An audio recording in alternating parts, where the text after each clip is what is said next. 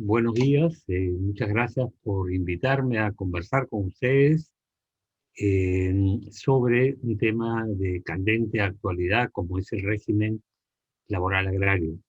Eh, Creo que quizá el año 2000, cuando la situación interna y la relación del Perú con el mercado mundial eran sustancialmente diferentes a las que tenemos hoy, se justificaba promover la exportación de productos agrícolas o agropecuarios.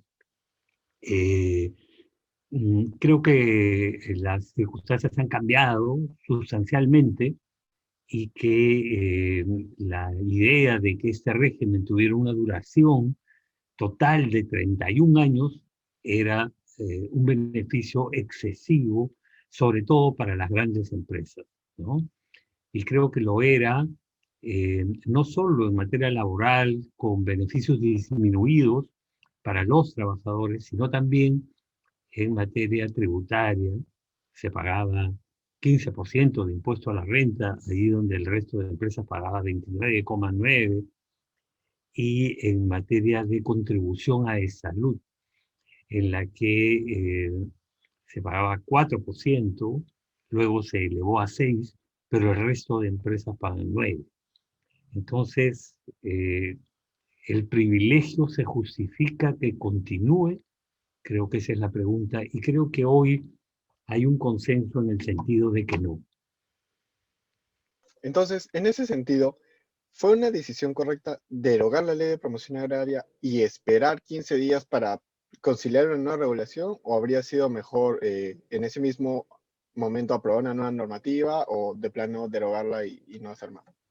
Ya, mira, yo creo que el ideal hubiera sido que no se generara un vacío, ¿no? Hoy día tenemos desgraciadamente una, un régimen derogado y otro régimen que todavía no nace. Entonces se genera incertidumbre, se generan perjuicios.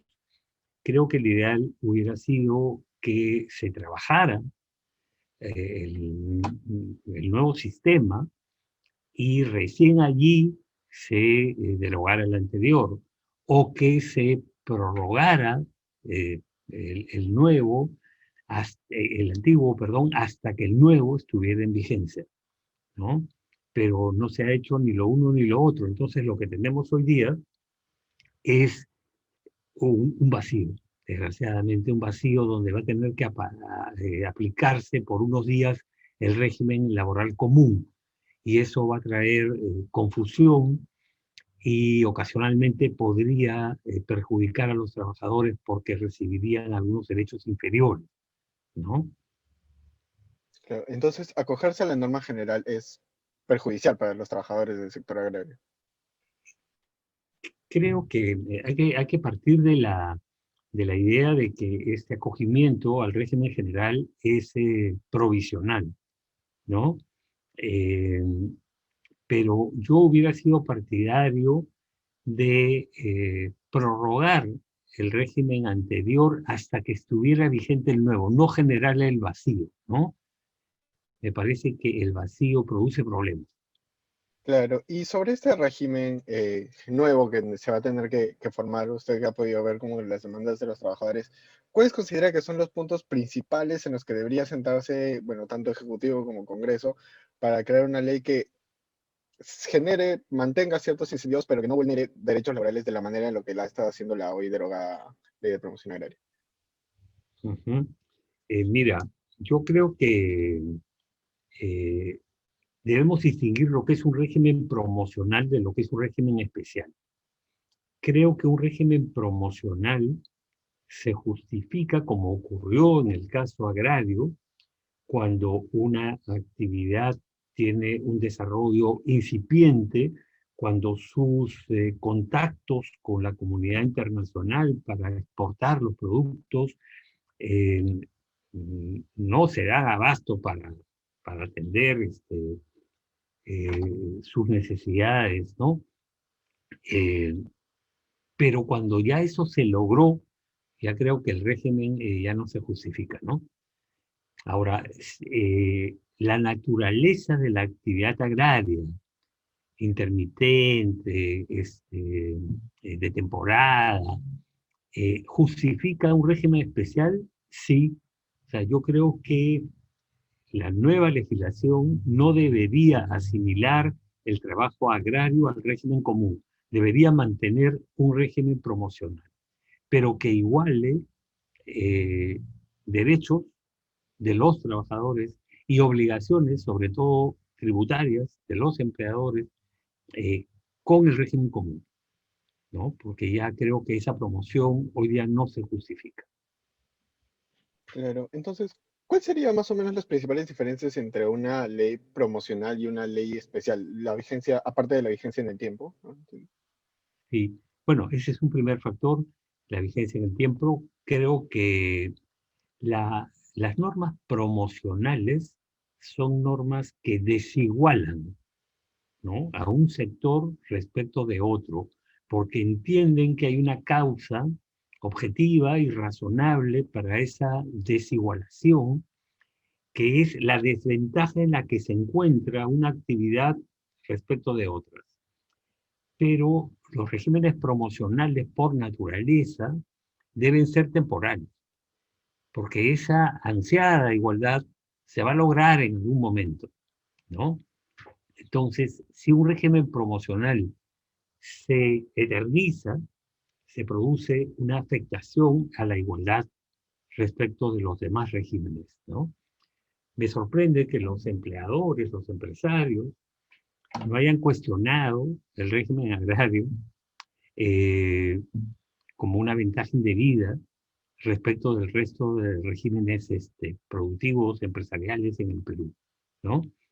Un régimen especial sí puede ser perfectamente permanente, porque un régimen especial eh, se funda en la naturaleza de la actividad, ¿no? Por ejemplo, construcción civil. Construcción civil no es un régimen promocional, es un régimen especial. ¿Por qué los trabajadores eh, prestan servicios para distintos empleadores, van rotando de un empleador a otro, de una obra a otra, y sus vínculos son temporales? Entonces necesitan una regulación especial respecto de cómo percibir sus beneficios, porque el régimen general supone una continuidad que en este caso no se da. Creo que en el régimen agrario, en la parte propiamente agrícola, no la parte industrial, comparte esa característica con el régimen de construcción civil, es la temporalidad. Entonces tiene que haber algunas reglas que permitan que perciban los beneficios, ¿no? Por ejemplo, exonerar para percibir gratificaciones, supongamos la ley exige meses completos, pero esos trabajadores a veces no tienen meses completos. Entonces, exonerarlos de que los meses sean completos y que se compute por día. No lo sé. Es decir, lo que creo es que siendo un régimen especial, se justifica que lo sea, tenemos que diseñar mecanismos para que puedan percibir todos sus derechos. ¿Sí? Claro. Y bueno, es lamentable que haya tenido que pasar este levantamiento para que recién se comience a revisar el tema del sector agrario. Pero se ha visto también manifestaciones, descontentos de parte de trabajadores de otros sectores, ¿no? Esto sumado a la actual coyuntura, ¿no? Como la proximidad de las elecciones, la crisis sanitaria, económica, política. ¿Usted cree que esto va a acrecentar el número de conflictos sociales en lo que queda del año en los próximos meses? Es probable. Mira, eh, cuando grupos populares, trabajadores, campesinos, pobladores, tienen demandas contenidas, ¿no? Derechos reiteradamente insatisfechos, creo que van a aprovechar la oportunidad más propicia para reclamar, ¿no? Y un gobierno débil, un gobierno transitorio, una coyuntura electoral, creo que son propicios, ¿no? Y me parece válido que eso ocurra, porque cada uno escoge para manifestarse el momento en el que se siente con más posibilidades de éxito, ¿no? Lo mismo ocurre con las formas de la protesta, ¿no? Hay alguna gente que ha cuestionado la toma de carreteras, pero la doctrina y la jurisprudencia al respecto han venido evolucionando de manera importante en los últimos años, ¿no? Y se admite hoy que si un grupo no tiene posibilidades de hacerse escuchar ante el gobierno y ante el público, es un grupo marginal, alejado, entonces se puede adoptar formas de protesta que no se justificarían en otros grupos. Pues le pongo un ejemplo porque alguien me hizo este comentario en el Facebook, ¿no? Yo dije esto y alguien me dijo, pero usted, ¿por qué si los estudiantes de la PUC toman el local, ¿por qué usted diría que está mal? Porque es diferente, porque los estudiantes de la PUC tienen sus canales de representación oficiales en la universidad, en los consejos de facultad, el consejo universitario, la asamblea universitaria, tienen sus gremios propios y pueden hacerse escuchar dentro y fuera de la universidad. Los trabajadores agrarios que viven apartados completamente de las grandes ciudades, que trabajan N horas y luego agotados se van a descansar. ¿Qué posibilidades reales tienen de hacerse escuchar por los medios de comunicación, por las redes sociales? Ninguna. Entonces, a ellos sí se les admite lo que no se les admite a los grupos que sí pueden hacerse escuchar, que es adoptar ciertas medidas extremas, con límites. Por ejemplo, yo creo que uno de los límites es la temporalidad. Yo no puedo tomar una carretera un mes, ¿no?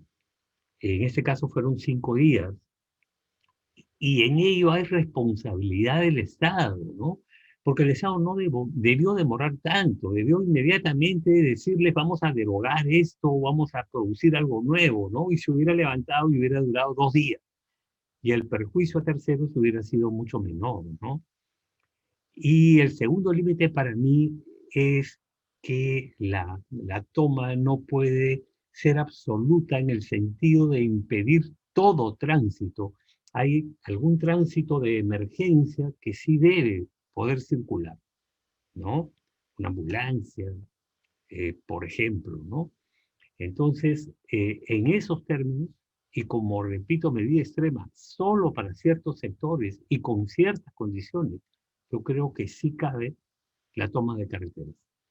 Claro, siempre siendo una línea de proporcionalidad, ¿no? Porque al final de cuentas muchas personas no llegan a ser escuchados si no es que toman medidas extremas.